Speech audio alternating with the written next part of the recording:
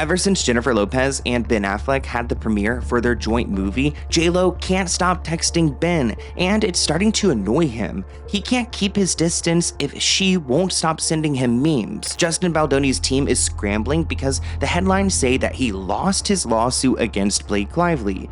But it turns out that Justin is just working on a new strategy that he will reveal at trial. Drew Barrymore has opened up about her tough childhood, and now she's opening up about a recent medical scare that left her worried for her life. So let's get into it.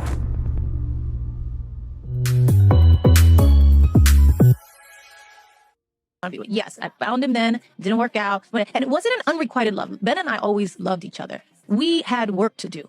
He had work to do and I had work to do, I think. And that you didn't know that at the time. You couldn't honestly say at the time, we're breaking up, we got work to do, I'll see you back here in 20 years, baby. No, I'm not saying, I'm saying that in retrospect. Now looking back on it, I realized that what it was. At that moment, it was just a heartbreak. Like, for some reason, we just can't make it. Come on, JLo, let it go. This headline says that Jennifer is still obsessed with Ben Affleck. Friends say that he's horrified and trying to escape. This article comes just a couple days ago, and Jennifer is allegedly clinging tightly to a possible reconciliation with her ex-husband Ben. We have seen JLo and Ben in public because of their movie they worked on, The Kiss of Spider-Woman, which has nothing to do with Spider-Man. Again, I don't understand the name. And they also say that Ben is reportedly exasperated with JLo's attempts to try to stay connected with him. I mean, when it comes to the podcast space, she can't stop talking about him. And I remember that Ben's friends said that Ben described his relationship, Benifer, as like a blip, and I don't think that a 3.0 is going to happen. JLo is trying to make light of their divorce in interviews now, and she's trying to act as though she's totally over it, but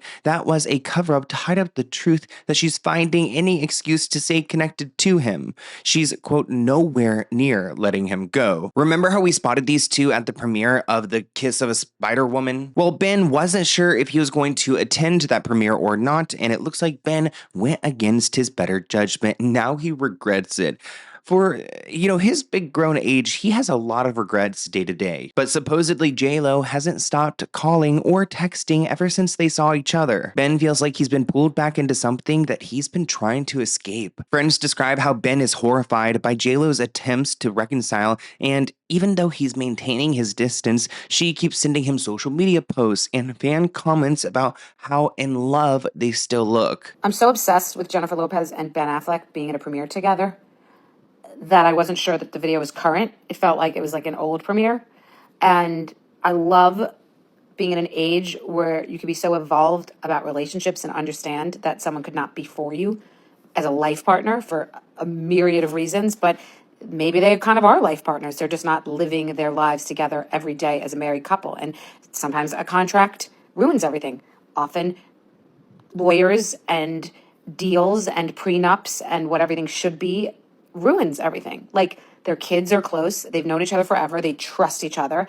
And in many ways, it seems like they are life partners, just not living under the same roof every day with the societal constructs that everyone places on them, with a legal binding contract and prenup saying what's what and whose is yours and what's mine. Fuck all that. They are in each other's lives. And he came to her movie premiere. And I don't know anything about anything, but I know that that's great. In recent reports, Tom Cruise said that he felt used by his ex-girlfriend, Ana de Armas, because she just used his name to climb the ladder and collect a bunch of the nice gifts, which, good job, Ana. But Ben and Ana had a COVID romance, and it seems like he is trying to win her back. I mean, part of the reason why they split up was because he could not commit to marriage with her, which is wild because he then committed to a marriage with Jennifer Lopez. Ben is still carrying a torch for Ana and convinced that they've got unfinished business, which he's determined to re-explore in the wake of her sudden split from Tom. Ben is planning to reach out and check in. He basically wants to test the waters and see what his chances are for a reunion.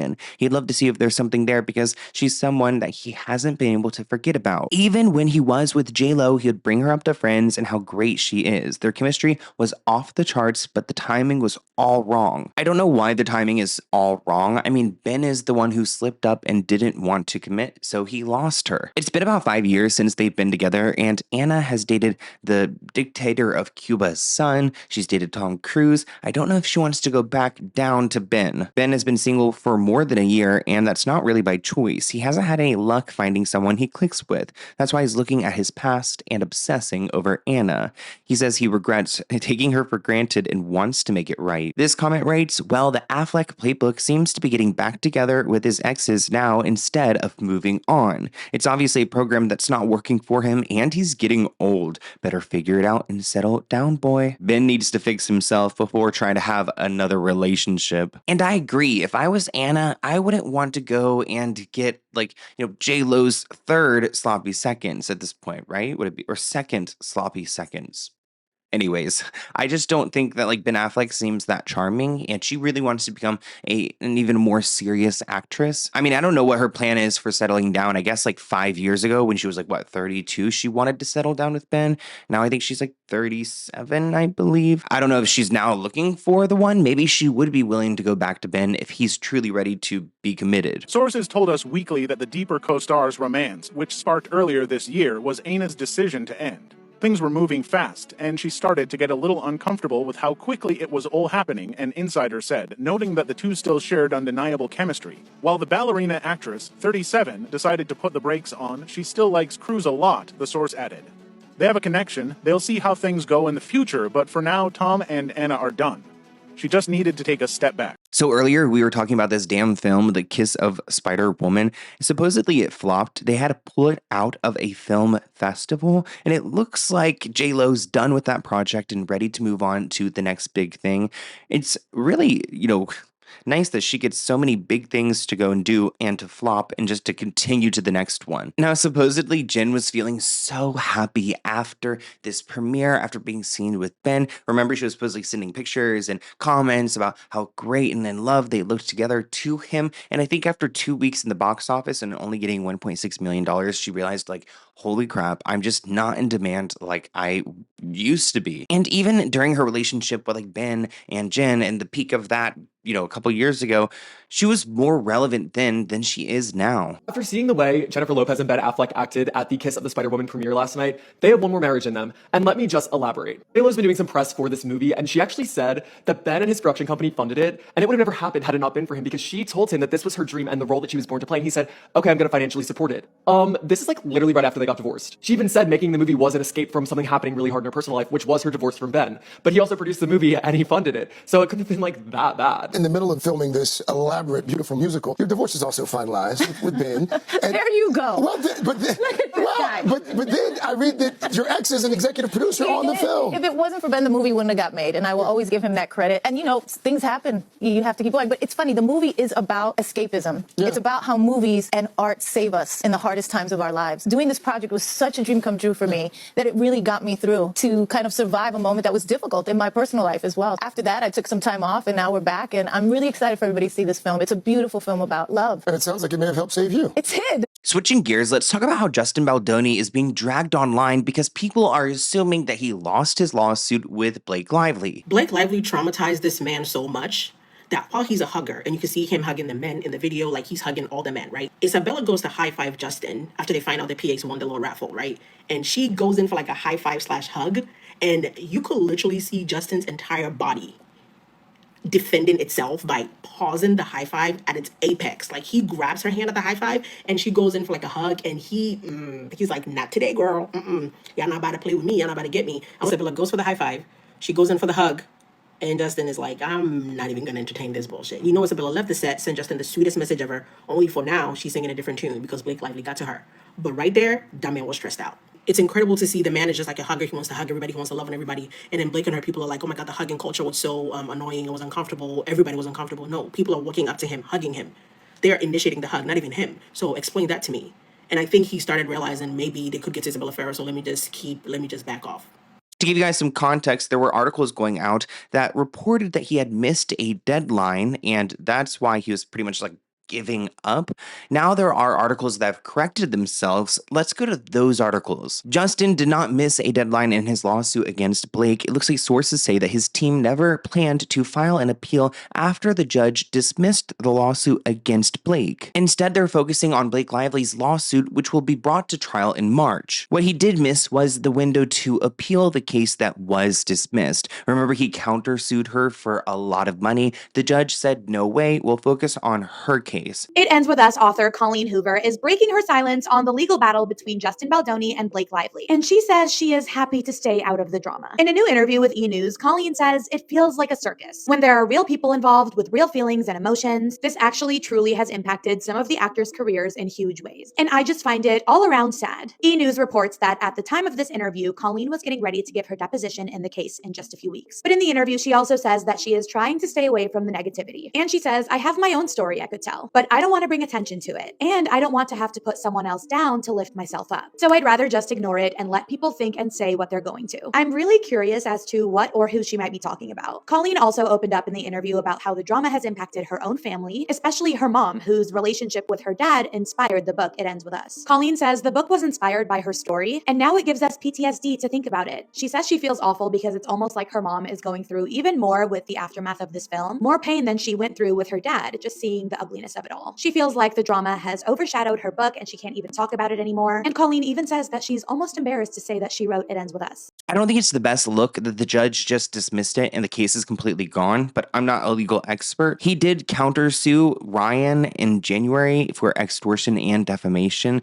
It looks like Blake and Ryan are both denying all the allegations, of course. Well, it seems we got some honest reporting finally, and it didn't come from the New York Times, didn't come from the LA Times. No, it actually came from Us Weekly, as they're being honest about Blake Lively and Justin Baldoni's legal battle and how Justin did not lose in court and he did not miss a deadline. His team was always very clear that when his defamation case against Blake Lively was dismissed back in June, there were no plans to file an amended complaint. The defamation, as I mentioned in the last video, was thrown out, not because Blake Lively is telling the truth, but it's because the way she went about making the allegations, there's a reason she never did any public press interviews about this. All of her allegations are made in her CRD complaint, which was filed here in California, which gave her litigation privilege, and we also have the Me Too protections here in California that added an additional layer of protection for Blake. So she can make whatever allegations she wanted to make, and they have yet to be substantiated. We have yet to see any evidence. Trial has not been set until March of next year, so we have a few months left to go, but Baldoni's defamation case did not get dismissed because he was wrong or she was right or there was any evidence to support her claims. It was dismissed solely on the fact that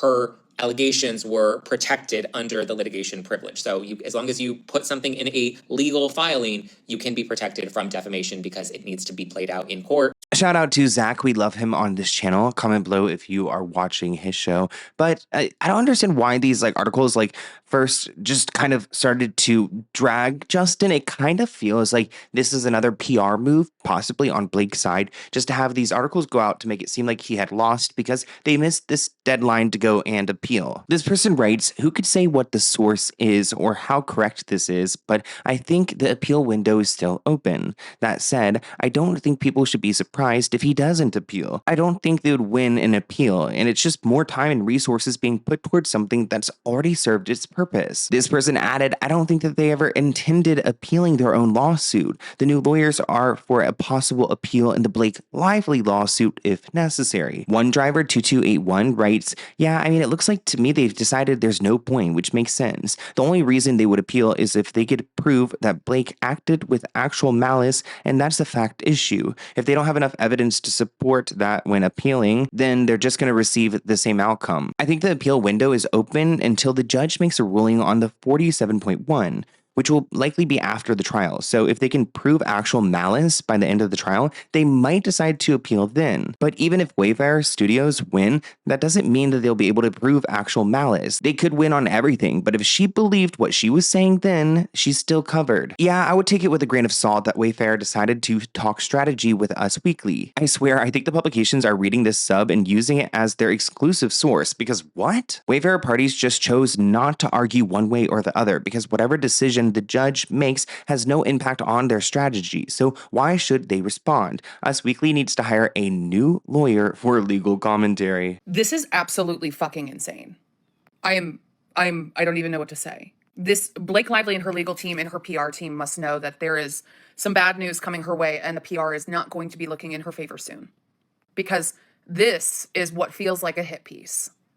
Justin Baldoni does not appeal the Blake Lively lawsuit dismissal. Justin Baldoni accepts loss in Blake legal war, but she's not done with him. Did TMZ's legal sign off on this? Today, the judge entered a final judgment for the whole entire case, stopping it in its tracks in the trial court. Now, Justin Baldoni and his team had a chance to amend their complaint back in June, and they chose not to take it. But they have not yet even had the opportunity to approach appeals because the clock has not started. Naturally, because the judge entered a final judgment today, the clocks for the appeals would begin today. But because Blake Lively filed and requested that the judge treat her motions for fees and damages be treated as a Rule 59 federal rule, it means that all of the appeals clocks have to stop until those motions have been decided on. I cannot wait to see how this plays out until March. I feel like everyone needs to just kind of hold their opinions until then. Let's talk about Drew Barrymore. I'm a huge fan of her. I've talked about her life story before on my channel, and she's been through hell and back. And recently she had a scare, and she shared on her episode that she had like a cancer scare, which scares me so much, honestly. Prayers to anyone who has to deal with any cancer or loved ones with cancer. Please sending you good vibes and praying for you. Amen. And this is the thing I've wanted to risk talking about on the show because I recently had a scare. I'm completely fine, but I did get a bad mammogram and I got taken into that room and then I had an emergency biopsy and I waited those 5 days. Now, Drew Barrymore has used her platform to try to desensitize the world to some of these things. She actually has shown herself getting a mammogram before, which I believe a mammogram is when they, I think they're doing x-rays and things like that. I know you guys will tell me in the comments below. I actually think we might have a clip of this. Take me through everything. So all you need to do is relax. Okay. And I'm going to place you into the machine. So Okay. I'm going to bring this up a little bit. Okay. Just to get it to your height. And we're going to relax your arms by your sides. Okay. Oh, I feel like this could be painful, can I'm it? going to have you turn it just a little bit. We're going to open Take your my gown. breast out. I've never done a mammogram in heels. This is different. All right, I'm going to bring you up here onto the system. Drew, thank you for doing this. This is amazing. All right. Oh, thank you, That's it. Dr. Suzanne. You can relax your head. There you go. How's that? Fine. Okay, we're going to make an exposure. So this is pretty typical, though. The tech is your best friend. Okay. Wait, actually, I get really bad medical anxiety. I need to take a second. Why do I feel like I'm about to faint? Did you guys see? I think I started disconnecting during that. We'll need to watch back that footage of my face because what was I think I wasn't here. I was out of body. And they're the nicest human beings in the world. I found it to be also a very nurturing experience. You can relax. That's it? That was it. What? For one picture. Okay. Okay. Actually, okay, I know that's a normal thing. You guys know I have medical anxiety. And we're good. Oh my gosh, I almost fainted the other day because I just had some blood I saw, and yeah, that does not seem painful at all, but it just kind of gives me the spooks a little bit. Did you guys watch that show Wayward on Netflix about these kids going to this traumatic school? It kind of reminds me of the troubled teen industry. Well, the creator of the show went on to Drew's show, and you guys might remember if you've watched my old video about Drew Barrymore, she went to rehab at 14 years old where she was treated for 2 years. Kind of sounds like Wayward. It looks like Drew was in rehab because she was addicted to drugs and alcohol at 13 years old. I can't imagine a 13-year-old doing this. She said that her younger self was really alone at the time and it felt terrible. It was really a rebellious time. She would run off and she was very, very angry. Drew had a conversation with Howard Stern a little bit about her life growing up. Let's take a look at that. People are dramatic about their lives, but you really did have to raise yourself. Your father and mother were just not there for you. My mom put me in a place that was like a... And we had to alter this clip because Howard Stern, he loves to copyright people. And I already have one copyright strike on my channel from the SheMD podcast. So we're not going to get another one. full psychiatric ward. I used to laugh at those like Malibu 30-day places. They talk about things that pissed me off. I was just like, a little spa vacation for 30 days, like in Malibu was sort of the Her mouth kind of looks like Meredith Marks' mouth. opposite of the experience I had. I was in a place for 1.5 years called Van Nuys Psychiatric. and you couldn't mess around in there. And if you did, you would get thrown either in the padded room or get put in stretcher restraints and tied up. It was like half a kid's facility and half like an old person's place. So like as I was like riling up these like young girls, like the woman in the walker would go by, it was hilarious. How old were you? 13, and I was there for a 13. year and a half. Don't you think if your mother had been more equipped, if she had just sat you down and said, Drew, why are you so angry? What's wrong? You know, I think she created a monster, and she didn't know what to do with the monster. Not created a monster. That is terrible. But I want to hear what you guys think of this video in the comments below. If you liked this video, my podcast, Let's Get Into It, is structured just like that. So go and check it out. Let's go ahead and open this P.O. Box package item. It looks like it is from, let's see. It looks like it's from Texas, from Yanelid. So let's go ahead and see what it is. You guys know I have a P.O. Box that you guys can send me letters to and things like that. Let's go ahead and check out what this letter has to say. Hey Sloan, it's Yanni again. I'm the creator behind the Tudo.com Yanni. A while ago I sent you a tranquil Japanese garden. Did you?